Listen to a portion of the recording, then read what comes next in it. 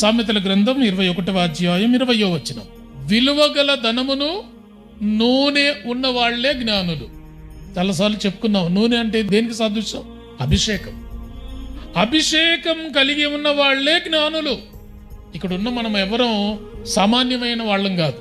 ప్రభుని ఎరిగిన తర్వాత, మారు మనసు పొందిన తర్వాత, బాప్తిసం పొందిన తర్వాత, దైవజనులు మిమ్మల్ని అభిషేకించిన తర్వాత మీరందరూ ప్రత్యేకించబడిన వాళ్ళు. ఈ ప్రత్యేకించబడిన మనందరిలో ఒక ప్రత్యేకమైన వరం దాగి ఉంటది. అది ఏదైనా, వాక్యం చెప్పే వరమైనా, పాట పాడే వరమైనా, ప్రార్థించే వరమైనా, స్వస్థతలు చేసే వరమైనా, పరిచర్య చేసే వరమైనా, చివరికి వంట చేసేదైనా, అదన్నీ వరాలే. ఈ వరాలన్నీ నీలో నాలో పని చేయడానికి అభిషేకం నిలిచి ఉండాలి. అభిషేకం నిలిచి ఉన్నంతకాలం నువ్వు పని చేస్తావు, వాడబడతావు, పరిచర్యలో ఉంటావు. ఈ అభిషేకం ఒక్కసారి కోల్పోతే నీ వరాలు ఏవి నీలో పనిచేయవు.